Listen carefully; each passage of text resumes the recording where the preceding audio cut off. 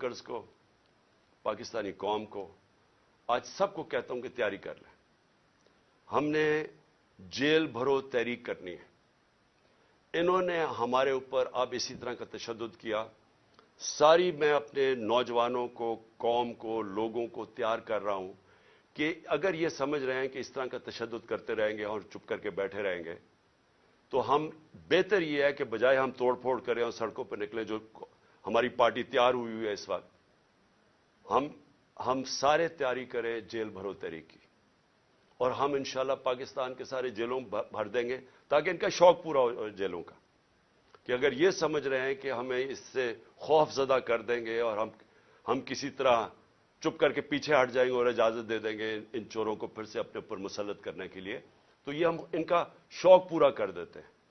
تو ساری پارٹی کو اور میں اپنی قوم کو آج کہنا چاہتا ہوں کہ وقت آ گیا ہے, ہم تیاری کریں. میں کال دوں گا, آپ سب تیاری کریں جیل بھرو تحریک کی, اور جیسے میں آپ کو سگنل کروں گا تو سارے ہمارے لوگ نکلیں گے اور ہم اپنی جا کے گرفتاریاں دیں گے, تاکہ ایک ہی دفعہ ان کو پتہ چل جائے کہ قوم کھڑی کدھر ہے.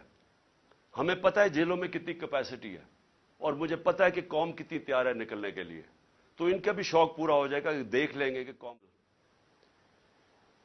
ایک یونیورسٹی پروفیسر باہر امریکہ کی یونیورسٹی میں پڑھانے والا اپنا سب کچھ, یعنی بڑی سیلری چھوڑ کے آتا ہے پاکستان, اس کو ننگا کر کے جو تشدد کیا گیا, الٹا لٹکایا گیا, یعنی اس نے جرم کیا کیا تھا؟ کوئی ہمیں بتائے جرم کیا کیا تھا اس نے؟ اور مجھے افسوس سے کہنا پڑتا ہے کہ ہمارے انصاف کے نظام نے اس کے فنڈامنٹل رائٹس کی حفاظت نہیں کی. اس کے اوپر مزید اور کیسز کر دیے گئے, کبھی وہ کراچی جا رہا ہے تو کبھی بلوچستان میں کیسز کر رہے ہیں. تو کوئی, یعنی کدھر گئے ہمارے فنڈامنٹل رائٹس؟ کون سے ملک کے اندر جو اپنے آپ کو جمہوریت کہتا ہے وہاں لوگوں سے ایسے ہوتا ہے جو اس سے ہوا؟ ابھی تک وہ ریکور نہیں کیا شہباز گل, ابھی تک جس طرح اس کے اوپر تشدد کیا گیا, ابھی تک اس کا اثرات اس کے اوپر ہے. کوئی اس کو انصاف ملنے کی آس پاس سے کوئی نظر نہیں آ رہا, بلکہ ابھی بھی کیسز بھگت رہا ہے وہ. اور ایک آدمی جو ملک کی مدد کرنے آیا تھا, اپنی سے بڑا آئیڈیلزم لے کے آیا تھا, وہ پیسے خرچ کر رہے وکیلوں کے اوپر, اپنے کیسز کے اوپر.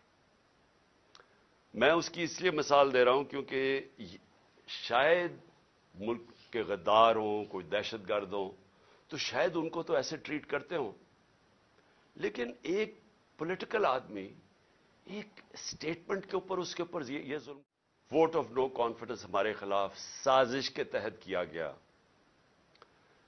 تو ڈالر پاکستان میں 178 روپے کا تھا. 178 روپے کا ڈالر تھا جب vote of no confidence assembly میں دائر کیا گیا. آج ابھی 9 مہینے ہوئے ہیں, آج پاکستان کے اندر ڈالر 100 روپیہ مہنگا ہو چکا ہے. صرف اب ایک ہفتے کے اندر 50 روپیہ ڈالر مہنگا ہوا ہے. ہمارے 3 سال 8 مہینے کے اندر 55 روپیہ ڈالر مہنگا ہوا. یہاں صرف ایک ہفتے کے اندر 50 روپیہ ڈالر مہنگا ہوا ہے. میں کیوں ڈالر کا آپ کو بتا رہا ہوں کہ اس کے بہت بڑے اب آگے جا کے اس کے اثرات پڑنے لگے ہیں عام لوگوں کے اوپر. آپ جو سن رہے ہیں, آپ سب کے اوپر اب اس کے اثرات آنے لگے ہیں کہ یہ آ چکے ہیں. مہنگائی آ چکی ہے. ابھی بھی جو مہنگائی ہے 50 سال میں پاکستان کی تاریخ میں سب سے زیادہ مہنگائی ہے. اس وقت جو عام انسان چیزیں خریدتا ہے, سب سے جو بنیادی چیز ہے وہ آٹا ہے. وہ 60 روپے کلو سے پہنچ گیا ہے 150 روپے پہ. یہ عام آدمی کھاتا ہے. اس کے علاوہ گھی کدھر سے کدھر گیا ہے, اور جو لوگ بجلی استعمال کرتے ہیں, گیس کرتے ہیں, یہ سب مہنگی ہوئی اور مزید اور مہنگی ہونے جا رہی ہیں. جیسے جیسے روپیہ گرے گا, جو چیز ہم باہر سے خریدتے ہیں, جس میں جدھر بھی امپورٹ شامل ہیں, وہ سب مہنگی ہوتی جا رہی ہیں اور ہوں گی آگے جا کے. تو اس کے ابھی پورے اثرات آئے نہیں ہیں. آنے والے ہیں.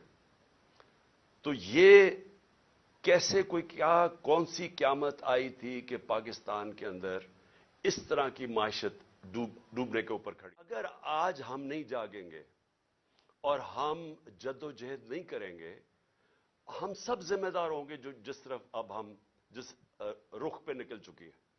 سب سے پہلے معیشت آ جائے. دیکھیں معیشت جو ہے نا, اس کے اوپر بھی ایک بڑا ضروری ہے. میں جو شروع میں بات کی کہ ادھر بھی انصاف چاہیے ہوتا ہے, رول آف لا چاہیے ہوتا ہے, سرٹنٹی چاہیے ہوتی ہے.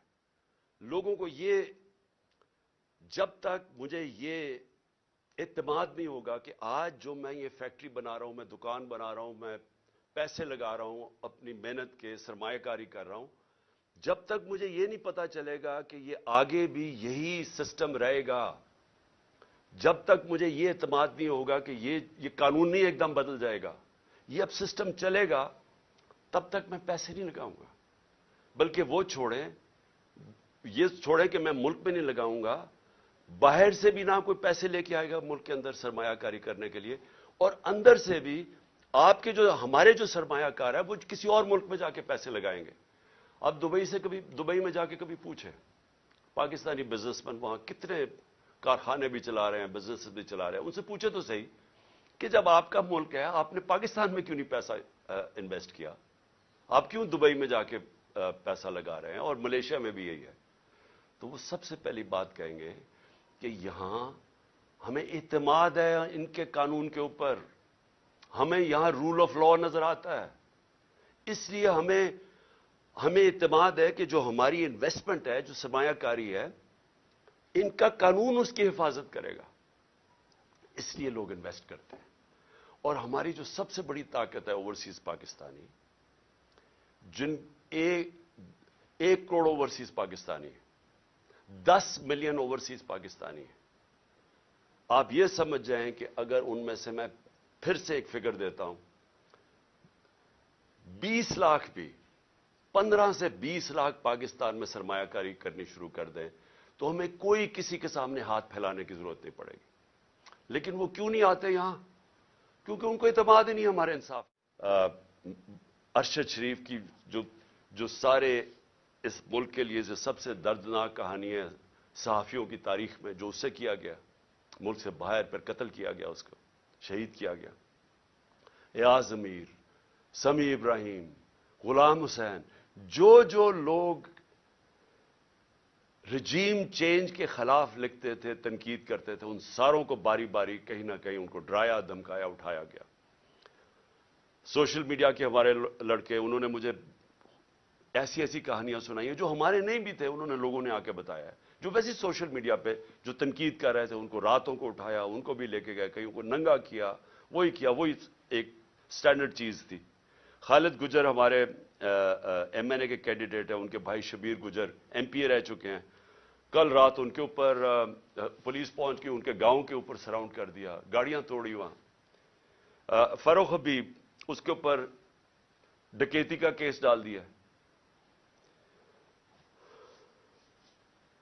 میرے اوپر اب میں 60 FIR ہے میرے اوپر.